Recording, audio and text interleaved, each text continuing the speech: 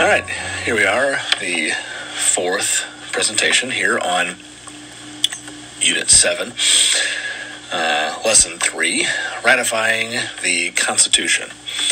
So, as we get started here, a few things to keep in mind here, some terminology that's going to be used here. Our first one here, the definition, talking about the Constitution needed to be ratified before it could be formally adopted. Ratifying is a fancy word to mean formal approval. We've seen this happen before when we talked about the Articles of Confederation, where all 13 individual colonies, now states, had to approve the articles. Same process here, ratifying, giving their approval to follow this document. That's kind of a new word for us going forward here. The second term, this is not new. This was mentioned prior to fall breaks, a little review back to that topic. A government that shares power between a national and its state governments. That term referring back to federalism. That key word is shared power, which we'll hear more and more as we get into our following unit, Unit 8 on the Constitution itself. So, in this unit, we've been talking about the original governing document, the Articles of Confederation. We talked about what it was. We talked about how it failed. And then we recently had seen the changes made at the Constitutional Convention to fix this document and end up changing the document into the U.S. Constitution. We saw some of those changes take place. Now, our task at hand is to get approval, get it ratified, get the states to agree to follow this new form of government. So in this process of ratifying, there's going to be two groups formed. We saw in a previous presentation that not everybody agreed with the new U.S. Constitution. Several people were against it and did not agree with this document. So it's going to break people into two groups of thought, two ideologies. One is called the Federalists, the other one is going to be the Anti-Federalists. Now these two groups are going to be pitted against each other in trying to move this process of ratification forward. So the difference of the two. The Anti-Federalists are a group of people who do not want to ratify the Constitution. They do not it's not that they're against a new form of government, they just don't fully agree with this particular idea put forth by the Constitution. They feel that it gives too much power to the national government. We talked about that before, of how the states originally were too afraid of a strong central unitary government, so they went with the Articles. They feel with the changes made in the Constitution, it gives too much authority to that national government. Mentioned also before, there were no Bill of Rights established. There's no guarantee of protection of citizens under this document. And third and foremost, they believe in particular this executive branch, which is going to be headed by a president, they felt there was too much power given to that one particular branch, and that in particular that person, this president. They were fearful of that.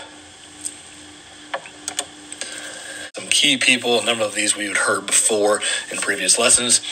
We have Patrick Henry, George Mason was mentioned before, Richard Henry Lee, who put forth the motion to put to a vote independence during the Second Continental Congress, James Monroe, John Hancock, Samuel Adams, and Eldridge Gerry. Several names we've heard before, some of them are kind of new to us.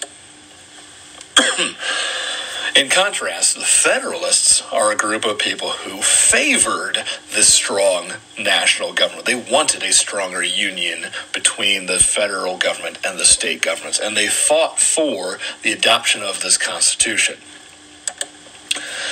Key Federalists are going to be Alexander Hamilton. Those of you that are into the Hamilton play, here you go. Finally, we're getting into him.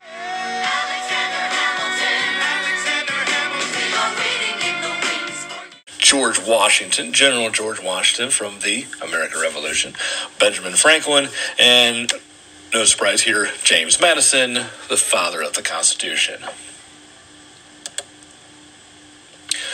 This takes us back to that argument about the balance of power that we talked about before, where on one hand, we have the British form of government. It was too powerful. That's why the colonists chose to break away. So the states all came up with the Articles of Confederation, but we saw earlier in this unit it was too weak of a document to solve problems that this government faced. The framers of the Constitution looked for that balance. The U.S. Constitution was supposed to be that balance between too powerful and too weak of a government. They felt it was just right. Think back to the nursery rhyme of Goldilocks. Porridge too hot, porridge too cold. It's just right. This bed's too hard, this bed's too soft. This bed's just right. Same idea applies here. Has a good mix of state power, the articles, but also power to the national government, the British model. To try and convince the public that the Constitution was a better option, a number of the Federalists are going to write what are called the Federalist Papers. The Federalist Papers are going to consist of 85 essays outlining how this new government is going to work, how this type of government is going to be a better choice for the United States. Chief authors of these federal papers will be Alexander Hamilton, who's going to write the majority of them, James Madison, the father of the Constitution, and another gentleman that we've not heard of before, but has a prominent role to play in this ratification process and the forming of the U.S. Constitution, is John Jay. Here's one example of the Federalist Papers. This was a brief quote from Federalist Paper 51 written by James Madison. If men were angels, no government would be necessary. If angels were to govern men, neither external nor internal controls on government would be necessary. I want to stop right here for a moment. Think of an angel. All right, this is coming from the Bible, an example of a perfect being. So, if people were like angels, perfect beings, then yeah, there's no need for government whatsoever.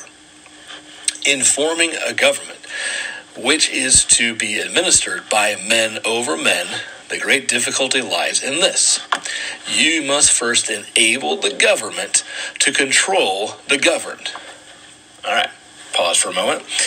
We all know men are not angels. Nobody is perfect. Even in your own mind, you probably think you are, but I'm sorry to tell you, you're not. I'm not. Nobody is. So the first goal he's trying to establish is a government needs to be created to govern the people. You must first enable the government to control the governed, the people. Continue. And in the next place, oblige it to control itself. Here in the second statement, he is saying that under the U.S. Constitution, the government is going to be controlling itself in the process of controlling the governed, the people. As in, it will control the people, but at the same time, the government is going to keep itself in check. It will not become too powerful on top of itself. One of the fears had by many anti-federalists that the national government would be too powerful. In these Federalist Papers, again, they're trying to say that this new federal government is not going to overpower the states. If we go back to Federalist 51, right here at the end, that's exactly what Madison is talking about. Next place, oblige it to control itself, so it does not become too powerful. As mentioned before, the purpose of the Federalist Papers was to gain popular support of the Constitution, because each individual state is going to have to vote, do they accept the Constitution or do they not? So these papers were written intending to influence people's decisions, convince people that the United States Constitution is a better choice of government. They're trying to convince people that it's better, and to alleviate the fears of people such as the anti-federalists. So in order to ratify the Constitution Convention deemed that 3/4, 9 of the 13 states, 75%, had to approve the document. Instead of what we saw under the articles, all 13 had to agree. This case here, they're taking that requirement away and saying only 3/4. Why 3/4? Peer pressure. As we get closer and closer to the vote of the 9th state, that then begins to put pressure on the following 4 who did not adopt it to make the decision. Well, do I choose to go at it alone and be a sole independent state by myself, not having the protection of this central government that the other United States will have? Or do I concede and follow suit and join this new union that's being formed under the U.S. Constitution? So in this breakdown here, we're seeing the vote breakdown state by state. So we see Delaware is the first state to adopt this. 30 yes, 0 no. That means there were 30 delegates at large to decide, will this document be approved? All of them were unanimous. Pennsylvania, not so much. New Jersey, Georgia, all unanimous. Now we're starting to see here, getting a little bit closer. Massachusetts, there was a difference of 19 votes. 19 more yeses than nos. New Hampshire, the 9th official state, coming in with a difference of only 10 votes for it. New York eventually coming on board, one of the larger states, one of the key states that were a battleground state, if you will. In New York, the margin of yeses and no were 3 votes. That's how close it was for New York.